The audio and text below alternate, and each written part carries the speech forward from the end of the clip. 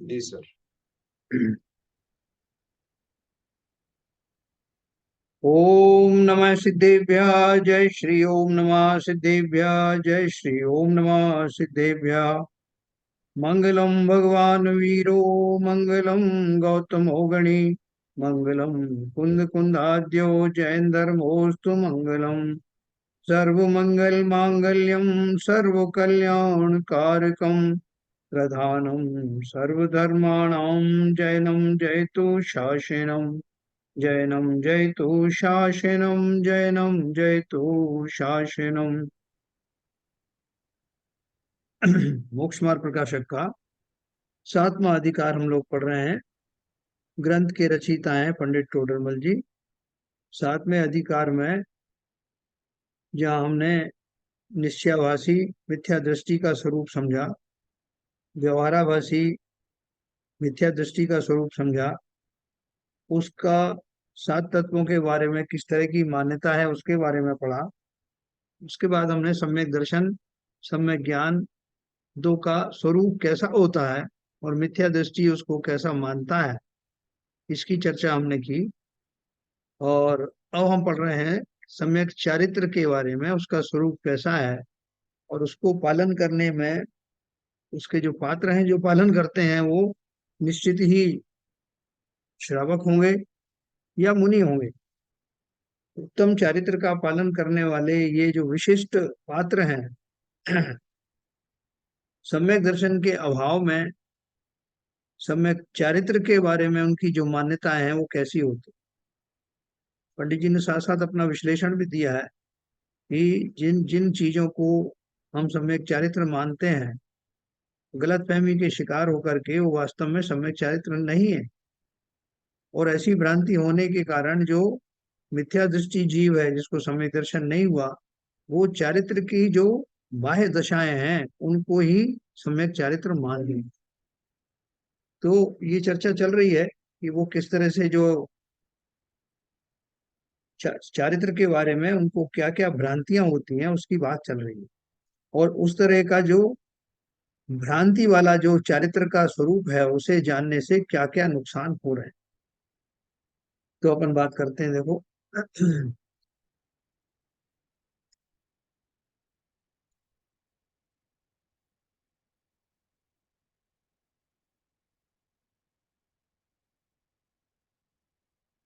देखो यहाँ पर ने पढ़ा था, तथा तत्काल परिशह सहनादिक से दुख होना मानता है और विषय सेवनादिक से सुख मानता है। कौन मानता है? वो मिथ्या दृष्टि, व्यवहाराभासी जो मिथ्या दृष्टि है वो क्या मानता है? तत्काल परिसय सहनादि से दुख मानता है कि भैया हो तो रही है तकलीफ शरीर में, क्योंकि है ये कष्टकारी चीज लेकिन करना पड़ेगा, क्योंकि मैं मुनि बना हूं या जो भी बना हूं मुझे वो परिचय तो सहन करनी पड़ेगी। और विषय सेवन यद्यपि नहीं कर रहा है क्योंकि उस भूमिका से निकल गया है, लेकिन फिर भी मन में ये जानता है कि अगर मुझे ये मोक्ष मार्ग पर नहीं चलना होता तो विषय सेवनादि ही अच्छे थे। मैं यहाँ फंस गया हूँ या जो भी समझ लो, मैं इस रास्ते पर चल गया हूँ, निभाना तो पड़ेगा, लेकिन है तो कष्ट इसमें। और वो जो विषय सेवन आदि है उसमें भले ही मैं उनका सेवन नहीं कर रहा हूँ लेकिन सुख तो उसी में है, ऐसी मान्यता रहती है। तथा जिनसे सुख दुख का होना माना जाए उनमें इष्ट अनिष्ट बुद्धि से राग द्वेष रूप अभिप्राय का अभाव नहीं होता। अभी जब जिसको मैं अच्छा मान रहा हूँ या जिसको बुरा मान रहा हूँ, उनको करते हुए या ना करते हुए दोनों ही दशा में मेरे अभिप्राय में वो उस तरह के भाव बने रहते हैं। अभी मैं जो हूँ गर्मी के दिनों में पहाड़ी पर तपस्या करने निकला भी नहीं था, कि मुझे ये एहसास तो जरूर हुआ कि जब जब भी मैं निकलता हूँ या जब भी निकलना पड़ेगा कष्ट तो अवश्य होगा। और इसी तरह से अभी मैंने विषय सेवन तो किए नहीं है, बहुत दिन से छोड़ दिए हैं, लेकिन मन में अभिप्राय में अभी भी यह बसा हुआ है कि वास्तव में मजे तो उसी में है। तो जब हमने दो वस्तुओं को, विपरीत वस्तुओं को, एक को अच्छा एक का बुरा माना, इसका अर्थ है कि हमारी इष्ट अनिष्ट बुद्धि कहाँ समाप्त हुई। और जब इष्ट अनिष्ट बुद्धि समाप्त नहीं हुई, किसी में राग और किसी में द्वेष है, तो वहां चारित्र नहीं होता। जहां राग द्वेष है वहां चारित्र नहीं होता। इसलिए यह द्रव्यलिंगी विषय सेवन छोड़कर तपश्चरणादि करता है, तथापि असंयमी ही है ऊपर जो कारण बताया। सिद्धांत में असंयत व देश संयत सम्यक दृष्टि से भी इसे हीन कहा है। देखो ये बात अपन ने कल पढ़ी थी। वो क्या बोल रहे हैं पंडित जी, सिद्धांत के अनुसार असंयत यानी जो चतुर्थ गुण स्थान वाला जीव है, लेकिन सम्यक दृष्टि है, यद्यपि उसने कोई प्रतिमाएं धारण नहीं की हैं। असंयत उसको कहते हैं। असंयत का अर्थ ये नहीं है कि वो उद्दंड हो गया, उच्छृंखल हो गया, अनुशासनहीन हो गया, ऐसा नहीं। उसके नियम आदि तो सब चलते हैं जो गृहस्थों के चलते हैं, लेकिन उसने अभी विधि पूर्वक अनुव्रत आदि धारण नहीं किए, इसलिए उसको सम्यक दृष्टि असंयत कहा जाता है। तो वो असंयत और देश संयत जो पंचम गुण स्थान वर्ती है, जिसने व्रत प्रतिमा आदि धारण किए, तो ये दोनों की जो भूमिका है वो है तो श्रावक ही, लेकिन उनसे भी नीची कैटेगरी में वो द्रव्यलिंगी मुनि को रखा गया। उसका कारण बताया उन्होंने, क्योंकि असंयत और देश संयत सम्यक दृष्टि को तो चौथा या पांचवा गुण स्थान, जबकि द्रव्यलिंगी मुनि के पहला ही गुण स्थान है। पहला गुण स्थान किसके होता है?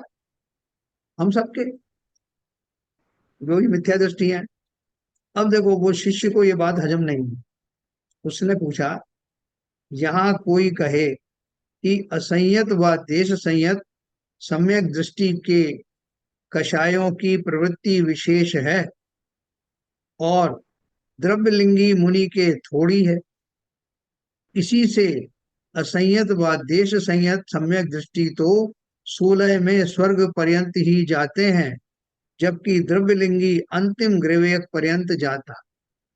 इसलिए भावलिंगी मुनि से तो द्रव्यलिंगी को हीन कहो वो तो चलेगा, लेकिन उसे असंयत व देश संयत सम्यक दृष्टि से भी हीन कहा जाए, ये कैसे संभव? है ना, प्रश्न समझ गए? हाँ हाँ हाँ। शेरे ने कोई पहलू छोड़ा नहीं। वो क्या बोल रहा है कि महाराज, मुनि तो मुनि है ना, जो आपके दो नीचे के आपने जो कैटेगरी बताई, भले ही वो सम्यक दृष्टि है, लेकिन एक ने तो व्रत प्रतिमा धारण नहीं करी और उसने दूसरे ने गृहस्थों की व्रत प्रतिमाएं धारण करी है, लेकिन मुनि तो नहीं बने ना वो। तो बोल रहे हैं कि और दूसरा उन्होंने कारण बताया कि इसी कारण से वो जो द्रव्यलिंगी मुनि है उनसे तो वो नीचे ही कहे जाएंगे ना, क्योंकि द्रव्यलिंगी मुनि तो सोल में वो 9वें ग्रेवियर तक जाते हैं, और ये दोनों जो आपने बताए कैटेगरी, ये 16वें स्वर्ग तक जाते हैं। तो इससे ही सिद्ध हो गया कि द्रव्यलिंगी मुनि इनसे श्रेष्ठ है, भले ही भावलिंगी से कमजोर हो। तो वो तर्क उन्होंने बहुत अच्छा दिया है। इसलिए भावलिंगी मुनि से तो द्रव्यलिंगी को भले ही हीन कहो, उसे असंयत व देश संयत सम्यक दृष्टि से हीन क्यों कह रहे हो? उसका देखो कितना बढ़िया उत्तर आया है। सर यहाँ पे एक छोटा सा प्रश्न है। हाँ बोलिए। ये देवलिंगी मुनियों के कषायों की स्थिति क्या रहती है? हाँ वाह, नीचे वही आ रहा है। अच्छा अच्छा नीचे का जो उत्तर वही है, समाधान में आ रहा है। अच्छा अच्छा अच्छा, देखो ओके। क्या बोल रहे हैं, असंयत व देश संयत सम्यक दृष्टि के कषायों की प्रवृत्ति तो है, परंतु श्रद्धान में किसी भी कषाय के करने का अभिप्राय नहीं है, ठीक तथा है। द्रव्यलिंगी के शुभ कषाय करने का अभिप्राय पाया जाता है। श्रद्धान में वह उन्हें भला जानता है, इसलिए श्रद्धान की अपेक्षा असंयत सम्यक दृष्टि से भी इसके कषाय अधिक बहुत बढ़िया, जवाब मिल गया। हैं। ये प्रश्न आया था बिल्कुल आपने सही टाइम पे प्रश्न पूछा। तो देखो, जैसे कि एक व्यक्ति है, वो व्यक्ति कहता है कि भाई साहब मुझे क्रोध बहुत आता है, मैं क्या करूं, मैं इसको सहन नहीं कर पाता, मुझे पता नहीं क्यों आ जाता है, अपने आप के ऊपर मुझे बड़ी बेचैनी होती, मैं रेस्टलेस हो जाता हूँ कि ये कब छूटेगा मुझे। ऐसे ही में जो मान अपमान का बहुत प्रसंग आता है, मैं जानता हूँ कि ये सब बेकार की बात है, काहे का मान अपमान। वो वास्तव में उसके अभिप्राय में मान अपमान यदि किसी कषाय का करने का भाव नहीं है, उन्हें अच्छी नहीं मानता, और लेकिन उससे हो रही है बुद्धिपूर्वक अबुद्धिपूर्वक हो रही है, तो अच्छा नहीं मानता।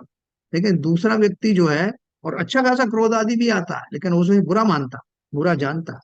लेकिन दूसरा व्यक्ति ऐसा है कि जो बोलता है कि अभी कर कुछ नहीं रहा है, लेकिन किसी ने कहा साहब ये फला फलाना आदमी ऐसा ऐसा कर रहा है, उसका क्या करना चाहिए, तो वो अंदर ही अंदर सोच रहा है कि मेरा बस चले तो उस चौराहे पे खड़ा करके गोली मार देना चाहिए है।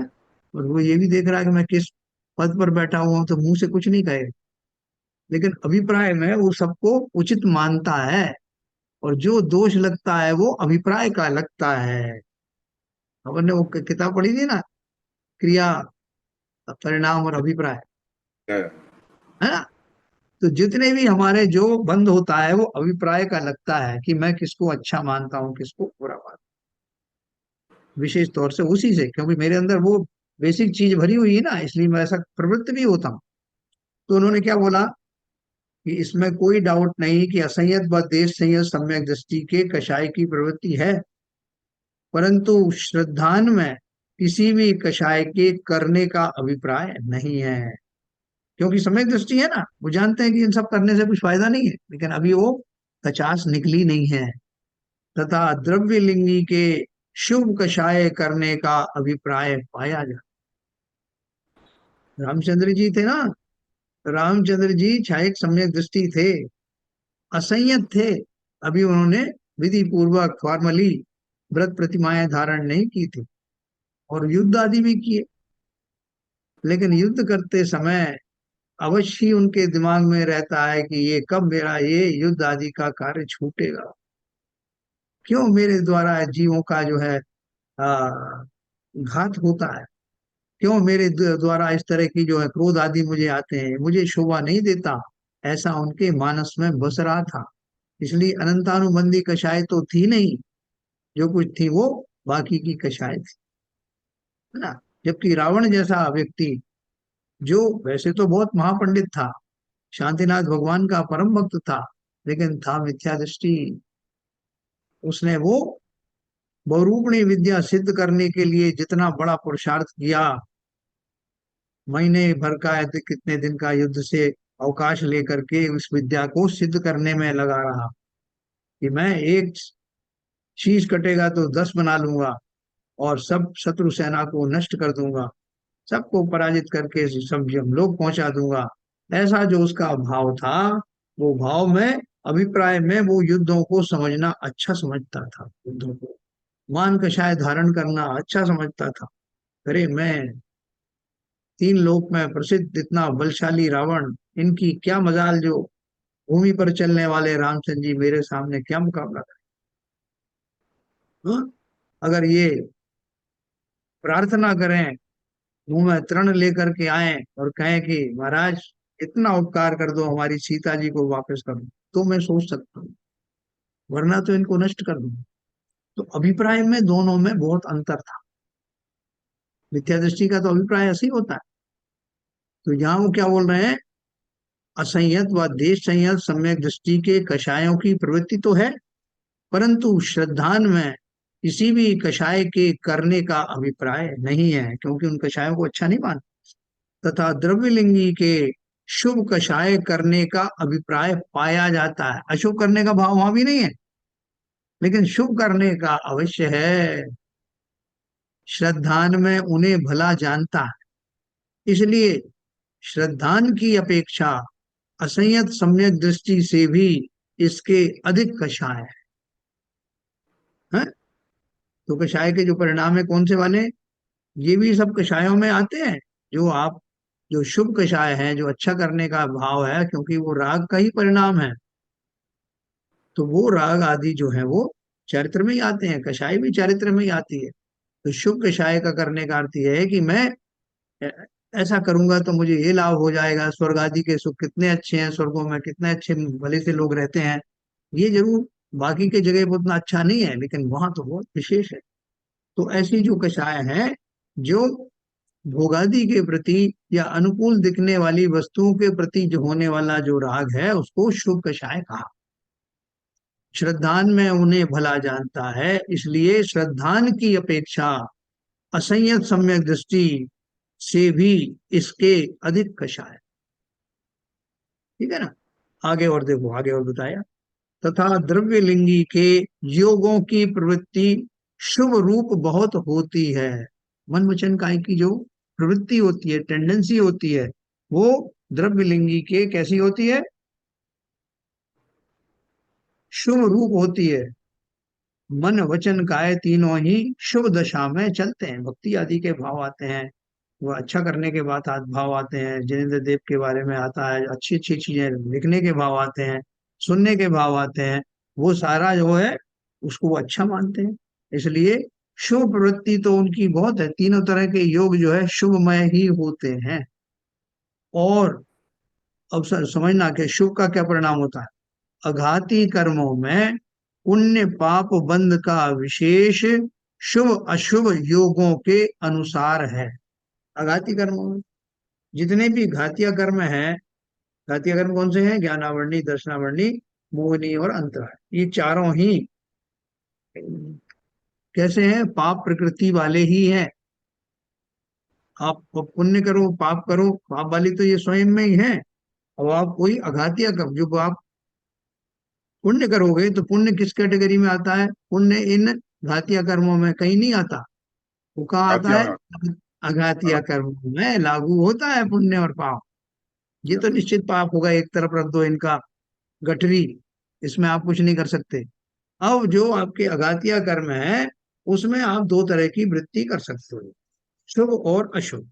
अशुभ वृत्ति करी तो पाप आदि का बंध और उदय होगा, और आपने शुभ करी तो पुण्य का बंध होगा। वो सब जो चलन है पुण्य और पाप का अघाती कर्मों में ही होता है। अघाती कर्मों में होने से क्या होता है? आयु, नाम, गोत्र और वेदनी। तो अगर शुभ यानी पुण्य का बंध हुआ तो इनमें कैसा होगा? शुभ आयु का बंध होगा, है ना। नाम कर्म की जो प्रकृतियां उनमें से बहुत सारी पाप प्रकृतियां, बहुत सारी पुण्य प्रकृतियां। तो अगर शुभ हुआ तो आपकी पुण्य प्रकृतियां आ जाएंगी, अच्छी चाल होगी, अच्छा व्यक्तित्व होगा, अच्छी आंखें होंगी, अच्छा जो है वो चेहरा मोहरा होगा, आकार होगा, यश आदि फैलेगा, जो जो उसकी शुभ प्रकृतियों का वो मिलेगा आपको। है अगाधि कर्म की आयु, नाम, गोत्र, उच्च गोत्र में नाम जन्म होगा, उच्च गोत्र मेंटेन रहेगा, आयु, नाम, गोत्र और वेदनीय यानी वेदन भी आपको, वेदन करने के लिए प्रसंग जो आएंगे वो ऐसे होंगे जिनसे आपको अच्छा लगे। मोहिनी कर्म के बैकग्राउंड में होने वाले वेदनी कर्म में आपको वो सारे प्रसंग मिलेंगे जिनसे आपको अच्छा लगे। तो क्या कहने का अर्थ है कि ये जो पुण्य की जो उदय की बात है या पुण्य बंध की बात है वो सिर्फ अघातिया कर्मों में लागू होता है, घातिया से उसका कोई मतलब नहीं। और मोक्ष जाने के लिए घातिया कर्मों का नाश होना आवश्यक है। वो तो कुछ हो नहीं रहा है। अब आप खेल तमाशा कर रहे हो साइड में बैठ करके, पुण्य और पाप का खेल खेल रहे हो, और वो जो थोक में आपकी गठरी पड़ी है जो आपको मोक्ष नहीं जाने दे रही, उससे तो उसका ऊपर कोई प्रभाव पड़ ही नहीं रहा है, वो तो निरंतर आपका बंद हो रहा है। तो क्या बोल रहे हैं? द्रव्य लिंगी के योगों की प्रवृत्ति शुभ रूप बहुत होती, और अघाती कर्मों में पुण्य पाप बंध का विशेष शुभ अशुभ योगों के अनुसार है। इसलिए वह अंतिम ग्रेवेयक पर्यंत तो पहुंचता है। तो जितने आपके स्वर्ग आदि हैं वो सब पुण्य के प्रताप से पहुंचा जाता है। तो पुण्य में कितना ऊंचा पुण्य है उसके हिसाब से पहुंच जाएगा 16वां स्वर्ग या उससे ऊपर के जो जगहों पर। तो बोल रहे हैं इसलिए वह अंतिम ग्रेवेयक पर्यंत पहुंचता है, परंतु वह तो कुछ कार्यकारी नहीं है। क्यों नहीं है कार्यकारी? क्योंकि अघातिया कर्म आत्म गुण के घातक नहीं है। अघाती कर्म में से आपने शुभ भी अगर बांध लिए तो उससे क्या लाभ होने वाला है, और नहीं भी बांधे तब भी कुछ हर्ज नहीं, तब भी दोनों में दोनों ही दशा में मोक्ष तो मिलने से रहा। अघाती कर्मों का जो खेल तमाशा है वो आपको संसार में ही ऊंचे पद नीचे पद गतियां आदि वो प्रदान करते रहेंगे। लेकिन जो आत्मद्रव्य के साथ में कर्माण शरीर उन मुख्य चार कर्मों को लेकर चल रहा है उसको कुछ फर्क पड़ने वाला, तो इसलिए वो कुछ कार्यकारी नहीं है। क्योंकि अघातिया कर्म आत्मगुण के घातक तो है नहीं। उनके उदय से उच्च नीच पद प्राप्त किए तो क्या हुआ, वे तो बाह्य संयोग मात्र संसार दशा के ही स्वांग हैं, और आप तो आत्मा है। इसलिए आत्मगुण के घातक जो घातिया कर्म हैं उनके बारे में सोचिए। उनकी हीनता ही कार्यकारी है। हमें उसका तो कोई ध्यान नहीं, कोई बहुत बड़ा हमारा शत्रु बैठा हुआ है और हम उस शत्रु की तरफ बिल्कुल देखना ही बंद कर दिया हमने कि वो किसी भी पल हमें बर्बाद कर देगा, और उसको हम छोड़ करके घर में हमारे थोड़ा सा संबंधियों में कुछ अनबन हो गई है तो उसको सॉल्व करने में लगे हुए, छोटी मोटी उसमें ही खेल तमाशे में लगे। और इतना बड़ा प्रबल शत्रु बैठा है और उसका आक्रमण होने वाला है, कभी भी हो सकता है और होता ही रहने वाला है। तब भी मैं मूर्ख वो छोटे मोटे जो है चीजों में हासिल करने में मस्त बैठा हूँ। आज का भोजन अच्छा बना लो भाई, कल तो अच्छा बना नहीं था, आज देखो त्योहार चल रहा है, इन बातों में उलझा हुआ हूँ। तो इसलिए वो क्या बोल रहे हैं कि जो करना चाहिए उस शत्रु को हटाने की जरूरत है। जो प्रबल शत्रु बैठा है उसकी तो तुम्हें कोई चिंता नहीं, और ये छोटी मोटी चीजें एडजस्टमेंट कर रहे। तो इसलिए उन्होंने कहा, इसलिए आत्मगुण के घातक जो घातिया कर्म है उनकी हीनता कार्यकारी है। ये बात अभिप्राय में कौन जानता है, सम्यक दृष्टि। वो जानता है सम्यक दृष्टि, भले ही उसने व्रत प्रतिमाएं ली हो ना ली हो, करीब भांति जानता है कि ये पुण्य पाप के खेल तो संसार के ही खेल तमाशे हैं। जैसे किसी को कोई बड़ी पोस्ट मिल गई, फिर छोटी पोस्ट मिल गई, फिर वो रिटायर हो गया, फिर वो दूसरे पर्याय में गया, फिर वहां कुछ और पोस्ट मिल गई, इनसे क्या होने वाला है। तो आत्मगुण के घातक जो घातिया कर्म है उनके बारे में, वो जो शुभ प्रवृत्ति वाला है ना तो उसे चिंता है और ना ही उसको उनका स्वरूप का पता है, वो इसी में खुश रहता है। आज मेरी सभा में इतने लोग आए, इतने लोगों को मैंने जो है, लोगों ने तालियां बजाई, मेरे हर बात पे ताली पड़ रही थी, और सारे लोग मुझे बड़ा तपस्वी मानते हैं, और मैं करता भी इसी तरह से हूँ, मेरे आचरणों में कोई कमी ना आ जाए। और वो सब वो आत्मा के बारे में भी तो कुछ करना था, करता है ना, मैं करता हूँ, सामायिक करता हूँ, ये करता हूँ करता हूँ, फॉर्मेलिटी के रूप की बात नहीं है। मेरे अभिप्राय में क्या बस रहा है। अनादि काल से जो संस्कार मेरे अंदर बैठे हुए हैं वो संस्कार मुझे बार बार उन्हीं दिशाओं में ले जाते हैं। जैसे आप कागज को फोल्ड करते हो ना, तो कागज को एक बार फोल्ड किया आपने अच्छे से, फिर आप खोल दोगे तो अब दूसरा कोई व्यक्ति आए तो उसको वो लाइन दिखाई देंगी। अब वो देखेगा कि जहाँ पहले से लाइन बनी है उस दिशा में मोड़ने में बड़ा आसानी। अगर उसको उल्टा सीधा करना हो, निशानों को हटाना हो, तो उसे बहुत मुश्किल आएगी, तो तब भी पूरी तरह नहीं हटेंगे। उसी तरह से जो निशान, जो संकेत, जो आदतें, जो अभ्यास हमारे बन चुके हैं पूर्व में, जिन्हें हम संस्कार कहते हैं, वो इतनी आसानी से जाने वाले। सर एक छोटा प्रश्न है आपका। हाँ बोलिए। ये द्रव्यलिंगी मुनि अपने पूरे इस जर्नी में ऐसा नहीं होता है, कोई एग्जाम्पल नहीं बताया पंडित जी ने, हाँ, उनको किसी समय प्रयास करके सम्यक दर्शन हो गया हो? नहीं समय दर्शन तो होता है, क्यों नहीं होता समय दर्शन। अभी आपको ये आएगा, ये इसी चैप्टर अगले चैप्टर में है। अच्छा। हाँ, अरे बहुत बढ़िया आपने सवाल पूछा है।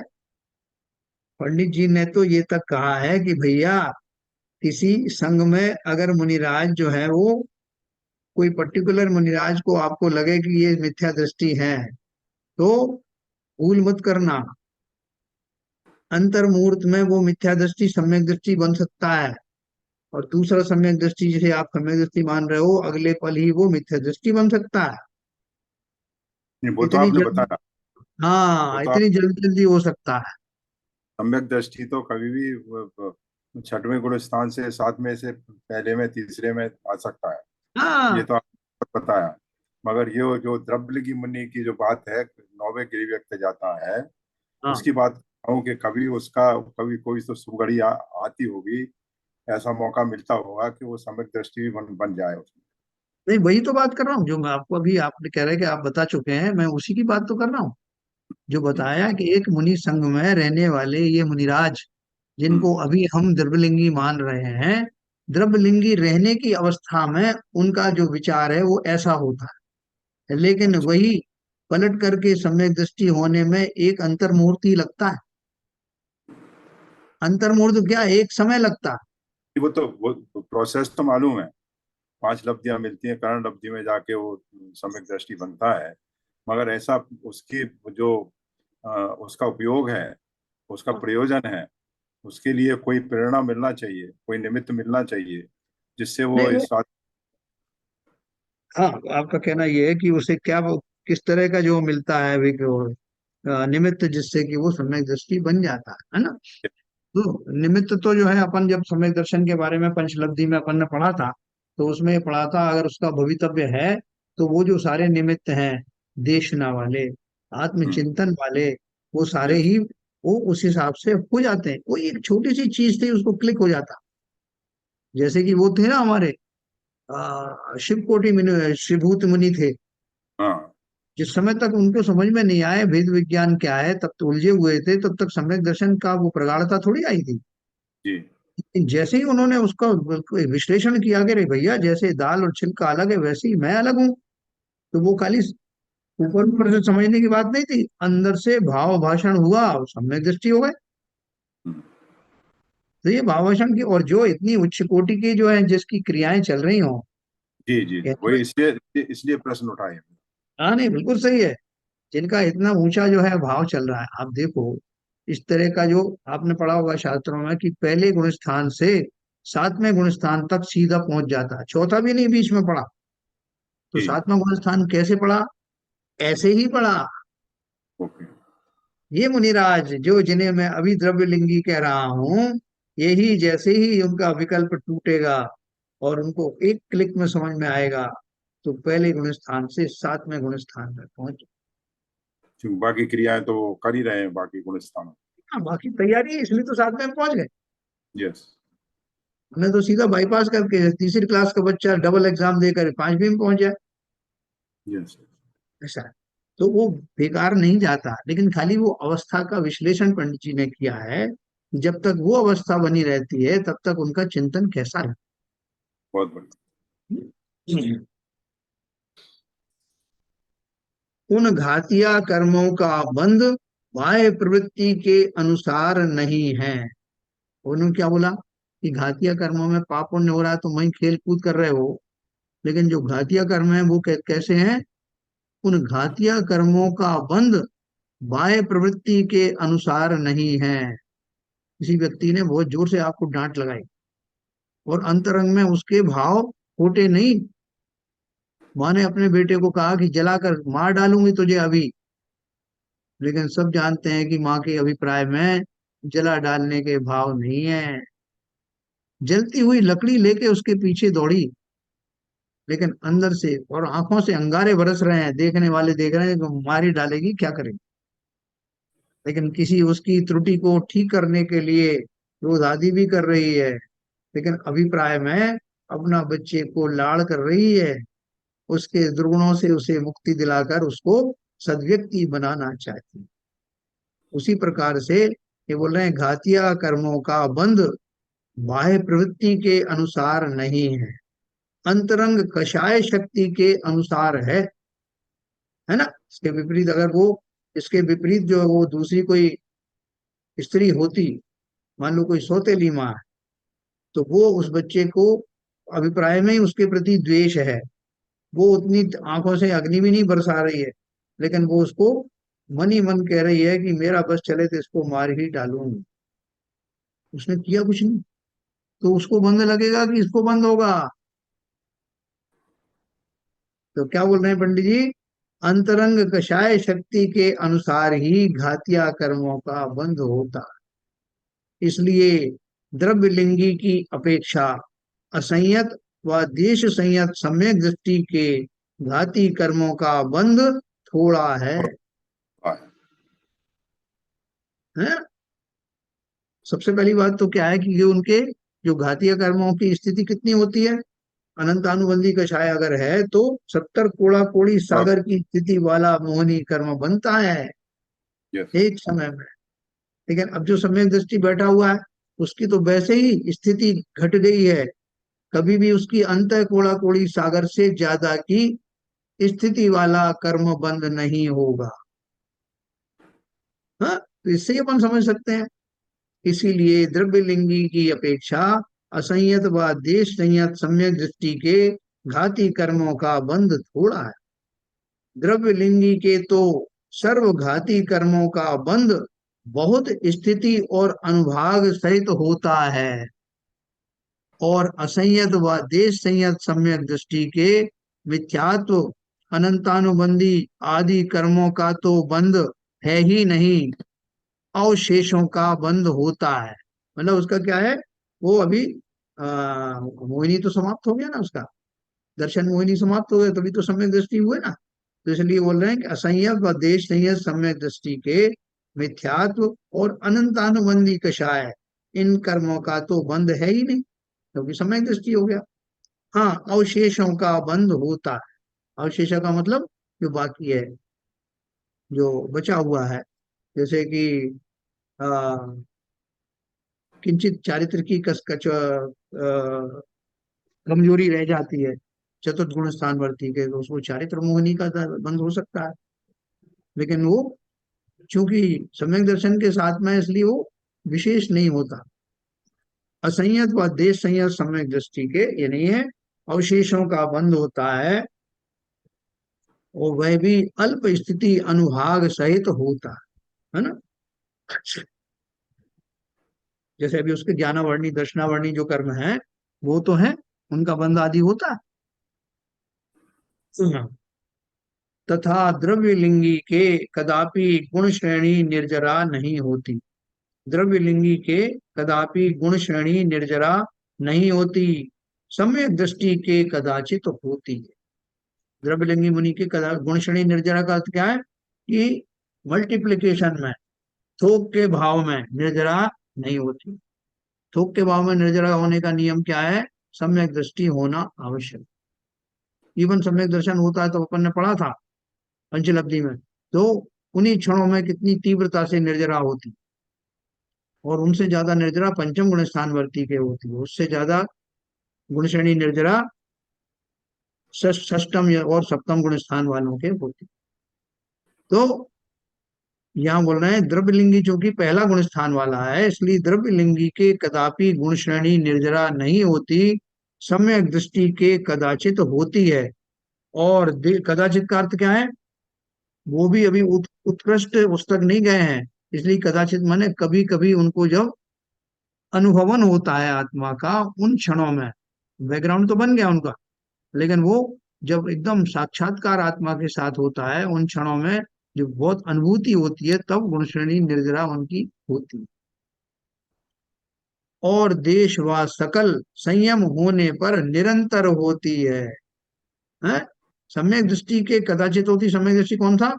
जिसके अभी चतुर्गुण। व्रत आदि धारण नहीं, चतुर्थ गुण स्थान, पंचम गुण स्थान वाला और छठे सातवें गुण स्थान वाला, यानी देश संयम वाला और सकल संयम वाले के ये गुण श्रेणी निरंतर होती है, कदाचित नहीं, निरंतर। इसी से यह मोक्ष मार्गी हुआ है। इसलिए द्रव्यलिंगी मुनि को शास्त्र में असंयत व देश संयत सम्यक दृष्टि से हीन कहा है? उन्होंने प्रूव करके बताया। समय सार शास्त्र में द्रव्यलिंगी मुनि की हीनता गाथा टीका और कलशों में प्रकट की है, तथा पंचास्तिकाय टीका में जहाँ केवल व्यवहारावलंबी का कथन किया है, वहां व्यवहार पंचाचार होने पर भी उसकी हीनता ही प्रकट की है। तथा प्रवचन सार में संसार तत्व द्रव्यलिंगी को कहा है। परमात्म प्रकाश आदि अन्य शास्त्रों में भी इस व्याख्यान को स्पष्ट किया है, अपन ने पढ़ा था। द्रव्यलिंगी के जो जप तप शील संयम आदि क्रियाएं पाई जाती हैं, उन्हें भी इन शास्त्रों में जहां तहां अकार्यकारी बतलाया है, सो वहां से देख लेना। यहाँ ग्रंथ बढ़ जाने के भय से नहीं लिखते। पंडित जी ने आपको रेफरेंस भी दिया है कि भैया ये जो हम आप बता रहे हैं कौन कौन से मूल ग्रंथ हैं, उनमें ये लिखा हुआ, वहां से लिया है हम, हमारा कुछ नया बनाया हुआ नहीं।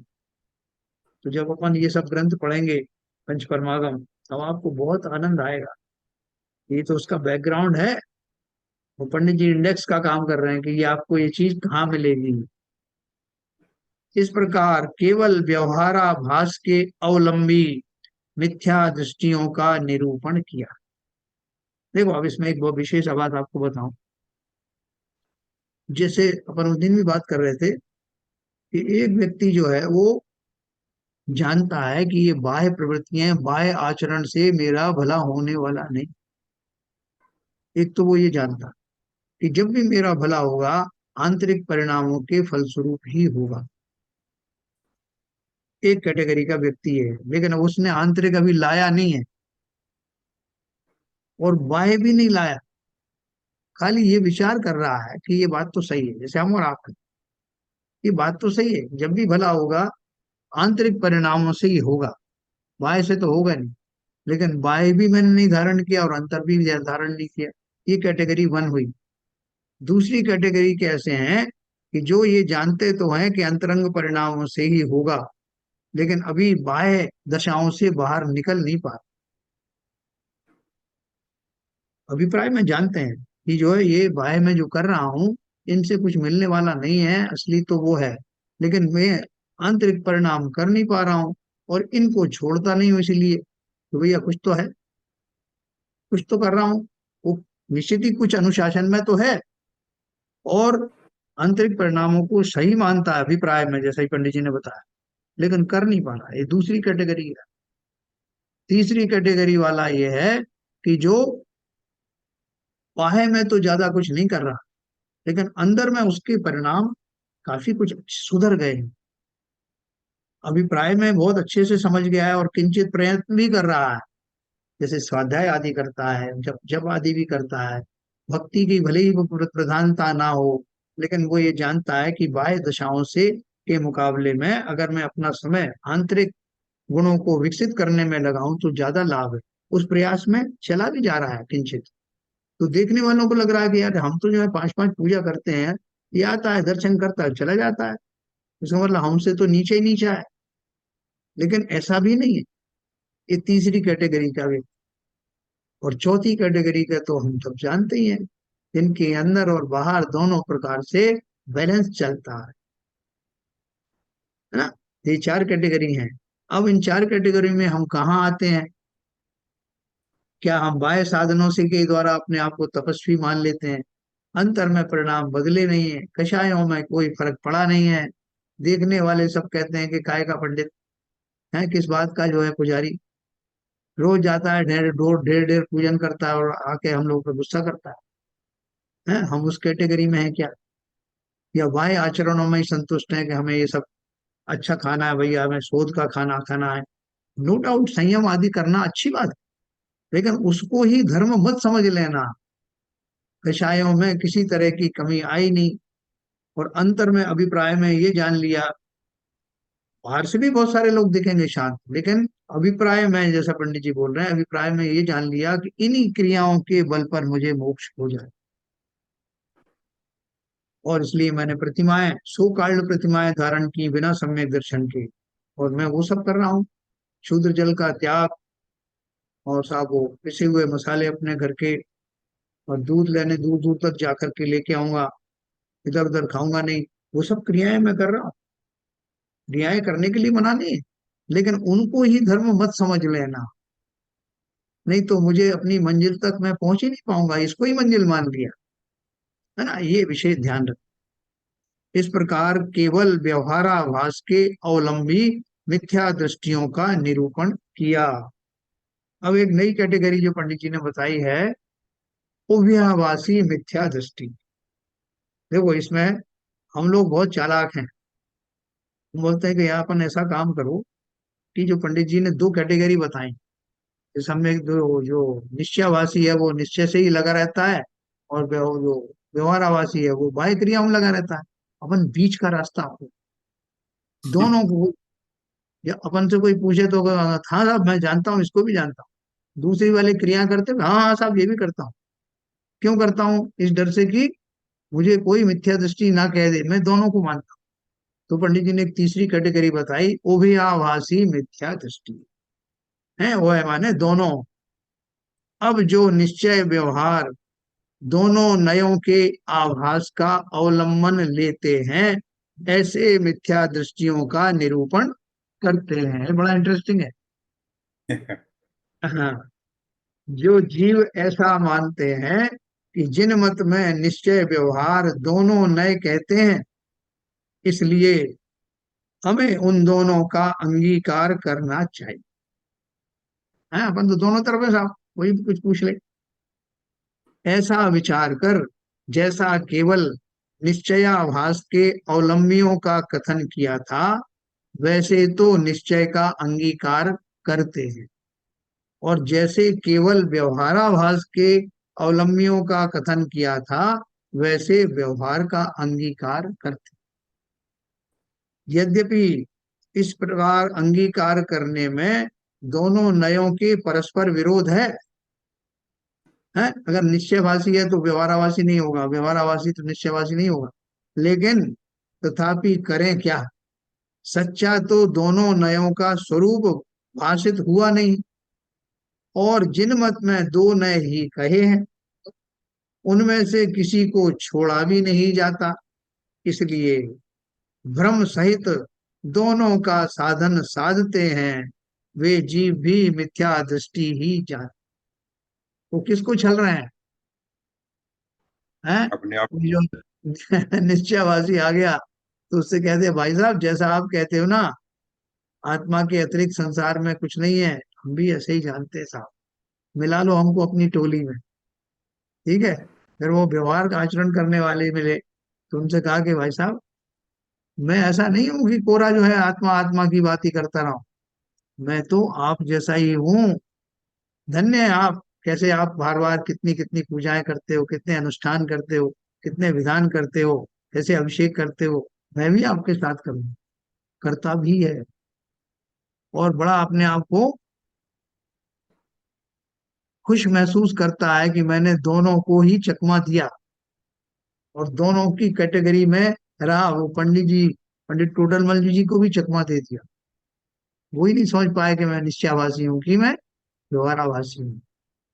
अब उनको मालूम नहीं था कि पंडित जी ने पहले ही से एक कैटेगरी लिख दी थी, उभयाभासी मिथ्या दृष्टि। हाँ, यद्यपि इस प्रकार अंगीकार करने में दोनों नहाय हो गया। अब इनकी प्रवृत्ति का विशेष बतलाते हैं, अब वो क्या सोचते हैं, देखो उसके बारे में। अंतरंग में आपने तो निर्धार करके यथावत निश्चय व्यवहार मोक्ष मार्ग को पहचाना नहीं, जिन आज्ञा मानकर निश्चय व्यवहार रूप मोक्ष मार्ग दो प्रकार मानते हैं, सो मोक्ष मार्ग दो नहीं है। बोले भाई साहब एक काम करते हैं, अपन दोनों अच्छे दोस्त हैं, और आपको मैं देख रहा हूँ आप निपुण हो ये पूजा पाठ आदि करने में, बहुत निपुण। और मैं साहब जो है वो आत्मा का चिंतन करने में ना विशेष समय सार आदि ग्रंथ पढ़े हैं, तो मैं थोड़ा सा आत्मा के बारे में आपसे थोड़ा ज्यादा जानता हूँ। तो एक काम करते हैं कि मैं तो निश्चय वाले मोक्ष मार्ग से पहुंचता हूँ, और आप व्यवहार वाले मार्ग से आ जाओ, हम दोनों मिलेंगे। पहुंचेंगे तो एक ही जगह ना, तो बस वहां अपन बैठेंगे गपशप लगाएंगे, आप इस रास्ते से आओ मैं उस रास्ते से आओ। क्या बोल रहे हैं? सो मोक्ष मार्ग दो नहीं है, मोक्ष मार्ग का निरूपण दो प्रकार से है। दो तरह से किसी ने बताया। जहां सच्चे मोक्ष मार्ग को मोक्ष मार्ग निरूपित किया जाए सो निश्चय मोक्ष मार्ग है। और जहां जो मोक्ष मार्ग तो है नहीं परंतु मोक्ष मार्ग का निमित्त है, वह सहचारी है, उसे उपचार से मोक्ष मार्ग कहा जाए सो व्यवहार मोक्ष मार्ग है ना। जैसे मैंने आपको उस बच्चे की कथा सुनाई कि जिसने शेर नहीं देखा था, तो उसने अपने पिताजी से कहा कि पापा मुझे वो शेर देखने की बहुत इच्छा है, शेर बताओ तो सही कैसा लगता है, कैसा हो। तो इतने में एक उनके घर में एक बिल्ली आके कूदी, तो पापा को बड़ा अच्छा एक उदाहरण मिल गया। उन्होंने कहा बेटा ये जो बिल्ली देख रहे हो ना, बस जो शेर होता है वो ये इसका काला सा कलर है, वो उसका जो है उसकी धारियां जो होती हैं वो गोल्डन होती हैं। उसने एकदम कल्पना में ले आया, बोले ये थोड़ा सा छोटा है, छोटा जीव है बिल्ली का, और वो थोड़ा ऐसे 2-3 गुना बड़ा मान के देखो, इसके जो नाखून और पंजे जो हैं वो उतने तीखने नहीं उसके ऐसे होते हैं। तो वो क्या कर रहे हैं, वो बिल्ली के बहाने से शेर का स्वरूप बता रहे हैं, जो शेर है नहीं, लेकिन उसके माध्यम से शेर के स्वरूप का दर्शन करा रहे हैं। उसी प्रकार जहां जो मोक्ष मोक्ष मार्ग तो है नहीं परंतु मोक्ष मार्ग का निमित्त है, वह सहचारी है, उसे उपचार से मोक्ष मार्ग कहा जाए सो व्यवहार मोक्ष मार्ग है। क्योंकि निश्चय व्यवहार का सर्वत्र ऐसा ही लक्षण है। आत्मा को आप डायरेक्ट हाथ पे रख के दिखा नहीं सकते, तो भाई आत्मा देखना है तो ये रही सामने, तो नहीं दिखा सकते, तो दूसरे तरीके लगाने पड़ेंगे आत्मा को समझाने के लिए। और जो भी तरीके आप लगाओगे उस निश्चय तक पहुंचने के लिए वो अवश्य ही व्यवहार वाले ही होंगे। तो व्यवहार के माध्यम से निश्चय तक पहुंचना है, लेकिन मोक्ष मार्ग तो एक ही है। मोक्ष मार्ग तो निश्चय पूर्वक ही है, लेकिन निश्चय को समझाने के लिए व्यवहार का आश्रय लिया जाता है। सच्चा निरूपण सो निश्चय, उपचार निरूपण सो व्यवहार। इसलिए निरूपण अपेक्षा दो प्रकार मोक्ष मार्ग जानना, किंतु एक निश्चय मोक्ष मार्ग है, एक व्यवहार मोक्ष मार्ग है, इस प्रकार दो मोक्ष मार्ग मानना मिथ्या है। हाँ? ये बहुत अच्छे से बिठा लेना आपने। अपन लोगों को कैटेगरी इसलिए बना दे, भाई साहब वो निश्चय वाले हैं अपन व्यवहार वाले हैं, तो कौन अच्छे हैं। बोले, अपन अच्छे हैं, करते तो कुछ है नहीं वो, आत्मा आत्मा चिल्लाते रहते हैं, और हम तो जो है आत्मा की प्रैक्टिस करते हैं।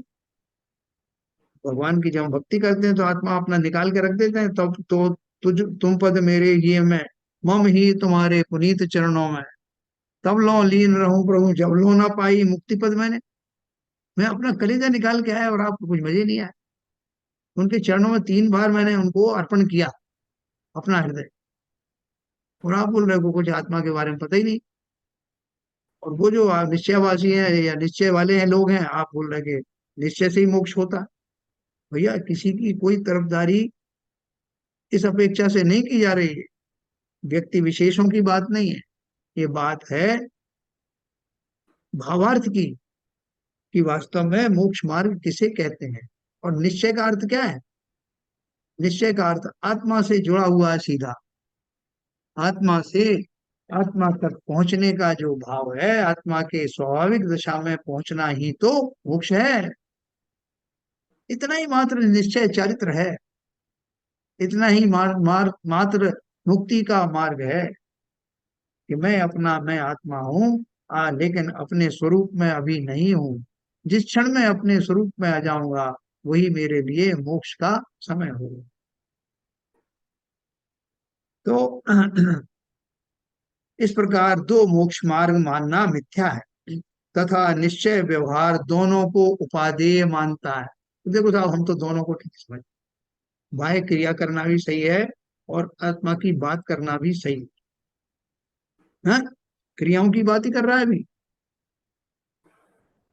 निश्चय व्यवहार दोनों को उपादेय मानता है, वह भी भ्रम है, क्योंकि निश्चय व्यवहार का स्वरूप तो परस्पर विरोध सहित है, कारण की समय सार में ऐसा कहा। व्यवहार व्यवहारो अभूतत्थो भूदत्थो देशी ऊण शुद्धर्ण हूँ। व्यवहार अभूतार्थ है, सत्य स्वरूप का निरूपण नहीं करता। ये कहाँ लिखा है? समय सार। व्यवहार अभूतार्थ है, सत्य स्वरूप का निरूपण नहीं करता, किसी अपेक्षा उपचार से अन्यथा निरूपण करता।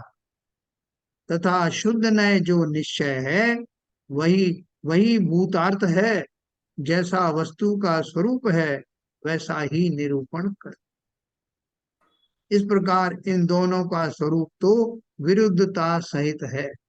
एक में समझाने के लिए कहा जाता है, लेकिन वैसा है नहीं। हाँ? और दूसरा जो है वो वास्तविक है। तो इसलिए दोनों का, और ये अपन को इतनी जल्दी समझ में आने वाला नहीं, इसलिए अपन इसको, जैसा पंडित जी ने जितना टाइम लगा के हमको व्यवहाराभासी और निश्चयभासी के बारे में बताया, ऐसे ही ये उभयाभासी जो कैटेगरी है, इसकी गलतफहमी दूर करने के लिए पंडित जी ने इसके लिए भी बहुत परिश्रम किया। तो कल अपन जो है इसके बारे में पढ़ेंगे।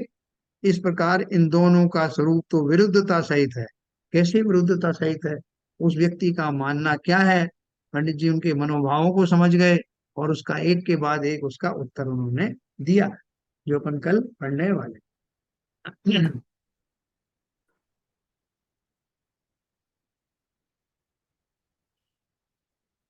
हाँ सर, तो कोई शंका किसी को, किसी तरह की? कौन सा बढ़िया बन चल जाए रहा अपन, व्यवहाराभासी बने कि निश्चयाभासी बने या उभयाभासी? एक नई कैटेगरी मिल गई अपन। है। सब निश्चयवासी बनने के लिए व्यवहाराभासी होके ही जाना पड़ेगा, रास्ता तो वही है। नहीं, भाषी नहीं। देखो, व्यवहार जिसे निश्चय का पता होता है उसे वो व्यवहार का भी पता होता है। ये यस। भास का सवाल नहीं। यस। जो निश्चय धर्म को जानता है वो व्यवहार में से होकर गुजरता है। उसे ये यस। पक्का पता होता है कि जिस व्यवहार से मैं जा रहा हूँ वो निश्चय को प्राप्त करने का साधन है। साधन है, साधन, तब सही तो बात। व्यवहार, हाँ, तब वो व्यवहाराभासी नहीं है। यस। जिसे व्यवहार का पूरी तरह पता है वो कौन होगा? जिसे निश्चय का भी पता है ना। तो ये अपन को बहुत अच्छे से क्लियर किया पंडित जी ने, आगे करेंगे तो आपको बहुत मजा आए। और एक बार इन तीनों का समाप्त होने के बाद कथन अपन इसको रिवाइज करेंगे। बहुत बढ़िया। तो बहुत दूर तक आ गए ना। तो अपन ने क्या पढ़ा था पहले निश्चयावासी में, फिर व्यवहारावासी में क्या पढ़ा था, अव्ययवासी, और आ गया। तो अपना सब गड्ढमड्ढ हो गया। और इसके तीनों का पढ़ने के बाद मैं आपको फिर से पूरी समरी बताऊंगा, हमने निश्चयावासी में क्या पढ़ा, व्यवहारावासी में क्या पढ़ा, और अव्ययवासी में क्या पढ़ा। बहुत ठीक है जरूरी सर? है। एक बहुत प्रश्न जरूरी। था हाँ बोलिए। इनको, एक दूसरे का विरोधी क्यों कह दिया इन्होंने? आत्मा के रास्ते पे तो हूं मैं, आत्मा नहीं, की। हाँ, उसका विरुद्ध इसलिए बताया कि जो व्यक्ति व्यवहार को ही मान लेता है कि व्यवहार ही मोक्ष मार्ग है, और दूसरा जो है निश्चय को मानता है कि निश्चय ही मोक्ष मार्ग है, तो वास्तव में एक दूसरे के विरोधी तो है ना। कि जो व्यवहार के द्वारा आप निश्चय को प्राप्त नहीं कर सकते, और निश्चय वाला जो व्यवहार पर, या अगर निश्चय को पहुंच गया है तो वापस व्यवहार की उसको दृष्टि नहीं होगी। वो इन दोनों को, जो वास्तव में निश्चय, आपने हमारे यहाँ क्या आगे बताया है कि जो वास्तव में निश्चय, निश्चय का जैसे स्वरूप मालूम होगा उसी को व्यवहार का भी स्वरूप मालूम होगा। जो उसका निश्चय उत्तर नहीं सम्यक दृष्टि है, निश्चय सम्यक दृष्टि ही व्यवहार सम्यक दृष्टि होता है। जब तक वो आत्मा के चिंतन में रत है तब तक वो निश्चय में रत है। और जिस समय वो आत्मा का चिंतन तो नहीं कर रहा, वो बैकग्राउंड में बना हुआ है और देवशास्त्र गुरु के पास गया हुआ है, उपदेश आदि सुन रहा है, पंच परमेष्टि के पूजन आदि भी कर रहा है, उस समय वो व्यवहार में है। उसका सम्यक दर्शन व्यवहार सम्यक दर्शन कहला रहा है, लेकिन बैकग्राउंड में निश्चय सम्यक दर्शन बसा हुआ दोनों एक एक दूसरे के सप्लीमेंट्री कम्प्लीमेंट्री। है। तो वो जो हम लोग क्या समझते हैं कि व्यवहार सम्यक दृष्टि का अर्थ ये है कि उसको निश्चय सम्यक दर्शन तो नहीं हुआ, लेकिन ऊपर ऊपर से हो गया। ऊपर ऊपर से क्या होगा? कि अगर व्यवहार निश्चय से सम्यक दर्शन नहीं हुआ तो मिथ्या दृष्टि हुआ ना, फिर व्यवहार से सम्यक यस। दृष्टि कैसे हुई? चलो इसके बारे में अपन पढ़ेंगे, और जो जितनी भी हमें शंकाएं आ जाती हैं बीच बीच में, उन शंकाओं का पूर्णतः विराम लग जाए, ऐसा इस शास्त्र का फल होगा। ठीक है सर, तो चलिए कल फिर अपन इकट्ठे होते हैं। जिनवाणी स्तुति कौन करेगा? ललित जी नहीं है? हाँ, संजय प्रकाश जी। सब लोगों को ये याद करना है जिनवाणी स्तुति, और बदल बदल के जिनवाणी हमारे यहाँ दी हुई है, उनको याद करके कंठस्थ महिलाएं भी कर सकती हैं, नीरजा जी भी कर सकती हैं, और कौन है हमारे यहाँ, मीना जी भी है। कोई भी उसको जो है अच्छी अपनी लय में कोई दूसरी भी जिनवाणी स्तुति कर सकते। चलिए संजय प्रकाश जी। मिथ्यात्व में नाश बेको, ज्ञान के प्रकाश बेको, अपापर भास बेको, भानु सी बखानी है। छहु द्रव्य जान बेको, बंद विधि भान बेको, पर पहचान बेको, परम प्रमाणी है। जहाँ तहाँ बेको, जीव के जताए बेको, कहूँ न सताए बेको, भव्य उरे आनी है। जहाँ तहाँ तार बेको, पार के उतार बेको, सुख विस्तार बेको, यही जिनवानी है। हे जिनवानी भारती तो ये जपू दिन रैन, जो तेरी शरणा गए तो पावे सुख चैन। जा वाणी के ज्ञान से सूझे लोकालोक, सो वाणी मस्तक तरुण देते लोग, सदा देते लोग। जिनवाणी माता की जय। जय।